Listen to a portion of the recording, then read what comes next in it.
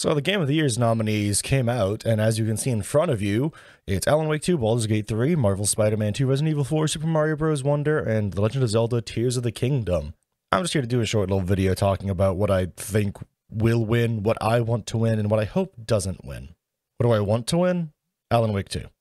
I think the game really pushed boundaries with some of its set pieces and the strangeness of a meta-narrative all the way through, while being a sequel that expands on a universe that's been set up since Alan Wake 1, and includes at least Control and possibly Quantum Break, according to what a lot of the community's been saying about the game.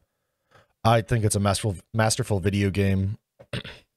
I think it's a masterful video game that pushes the boundaries of what's allowed to be inside of a video game. I mean, for God's sakes, there were several set pieces that were just sitting around watching talk shows of the physical actors for the voiced characters. There's entire sections that are just musicals that are happening in the background while you're fighting your way through a level.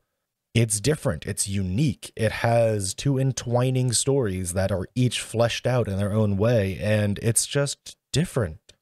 That really, really makes me want to see something so unique and different pushed to win.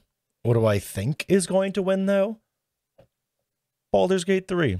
I don't think any game has taken the world by storm so suddenly and so ferociously like Baldur's Gate 3 did.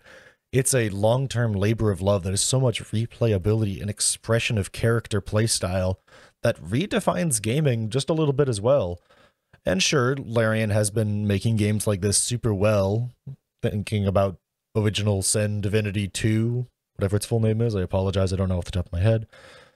But Baldur's Gate 3 is just a polished and lovely game, and it really just feels like a tabletop RPG with your friends brought to life in a video game form, and it's wonderful, and I love it. And like Alan Wake 2, it kind of pushes boundaries, and I'd be more than happy to see Baldur's Gate 3 win, and I'd celebrate it, and honestly, I wouldn't be surprised if it did, because of all the love it has received from critics and fans alike. The rest of the games, while wonderful, I'm sure, I've never heard a bad thing said about them, but Spider-Man 2, Mario Bros. Wonder, and Tears of the Kingdoms never really innovated or pushed boundaries in the way that the other games did. And while they were solid, well-received games that were basically the pinnacle of their genre, I don't think they did anything so special to be named a Game of the Year. Nothing like Alan Wake or Baldur's Gate tried to do, in my personal opinion. What do I hope doesn't win? Resident Evil 4. Now listen, before you jump at me for being like, well, you just don't like horror games. Sure. You just don't like Resident Evil games. Sure. It's a remake. In my personal opinion, I don't think remakes should be considered for Game of the Year. I'm sure the devs and the company at large put in a ton of effort and worked their butts off to make the best game that they possibly could. But it is not a fresh, original game. And in my mind, that makes me say, okay, well, that's not as much a display of excellence in gaming, which is typically what the Game Awards tries to push forwards as its ideals. I'm sure it's a great product, I'm sure everyone loves it, but it is not fresh and new, which is something that I feel like the Game Awards should award awards to. And that's it for this video. Just a short little thing to talk about the Game of the Year stuff and what I want to win, what I hope wins, and what I think will win, and what I don't think should win.